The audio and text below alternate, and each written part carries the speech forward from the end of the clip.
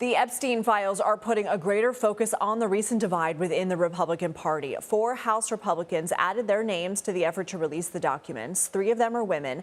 And the lone male voice, Congressman Thomas Massie of Kentucky, who is often at odds with President Trump. He said this on ABC Sunday. I would remind my Republican colleagues who are deciding how to vote, Donald Trump can protect you in red districts right now by giving you an endorsement. But in 2030, he's not going to be the president, and you will have voted to protect pedophiles if you don't vote to release these files, and the president can't protect you then. This vote, the record of this vote, will last longer than Donald Trump's presidency. Joining us now from Washington is New York Times congressional correspondent Robert Jimison. Thank you for being here. What did Massie's comments tell you about the current state of the party? What his comments really speak to is a soul searching for the Republican Party in the post-Trump era. What a lot of people are contending with 2 weeks after the elections we saw in New York, in Virginia, in other parts of the country, are really what's going to happen when Donald Trump is no longer the standard bearer or the leader of the party. This is a big issue for the president personally, but as Thomas Massie said there, this will outlast the legacy of the president and outlast his tenure. And so as we get closer to 2026 and as we enter this midterm season, Republicans are looking for that message to rally around. What are the issues we really want to run on that will be lasting issues to keep that base that the president built together, that coalition that secured a resounding victory over the House, the Senate, and the White House? How can we keep that going forward and not be bogged down by maybe issues that are specifically personal to Donald Trump?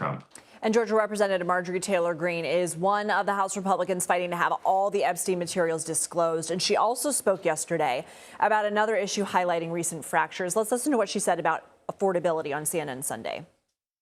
Cost of living is far too high. Health insurance is completely out of control. And those are 2 issues I've been very vocal on for months and months now, long before Republicans were shocked when those big losses came on this past Tuesday's election. So I think that the American people deserve to be put first. That's what Make America Great Again meant to me. And I think that President Trump can do that if he refocuses his effort. And I think that's what I want to see. I think that's what the country wants to see. Even if he's attacking me, I do want him to be successful for the American people. Why has it been difficult for Republicans to reach a consensus on this? I think there's a lot of things at play here. And like the Representative Marjorie Taylor Greene said there, this is something that she's been going on about for several months now. The battle in the Republican Party between what does it mean to be America first, to what does it mean to carry that Make America Great Again banner, whether or not that means, supporting issues of healthcare and supporting tax cuts. I think there's a broad consensus and a broad agreement that affordability is what really delivered Republicans that resounding victory during the last cycle when President Trump was elected and they claimed both chambers in Congress. But they haven't really seen the results of that message materialize through policy in the ways that they would like to see. Marjorie Taylor Greene also in that interview has referenced grocery prices. She says she goes to the grocery store herself and says that grocery prices aren't coming down despite what the president says about costs going down and affordability being better. There's a little bit of discomfort amongst Republicans about the impacts of tariffs. And so as the president embarks on this global policy, as he gets the realities of the job in the White House, which is to contend with issues all around the world, from trade to tariffs to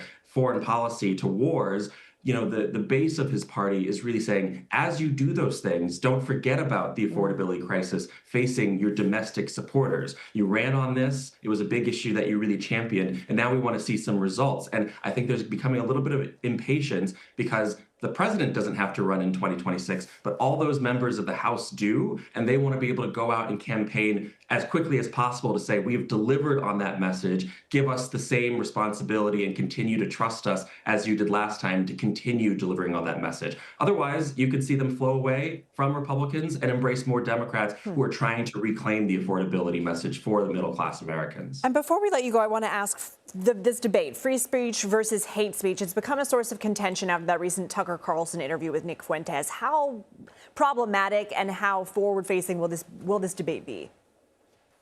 I think we're not sure how problematic it'll be. We'll come to see, but I think the themes are the same here. It's the soul of the Republican Party and who do they want to be going into this next cycle. Politics is cyclical, and you're seeing Republicans debate internally and try to figure out how do we want to carry our message and what do we want our identity to be going into this next cycle. Robert Jimison, thank you.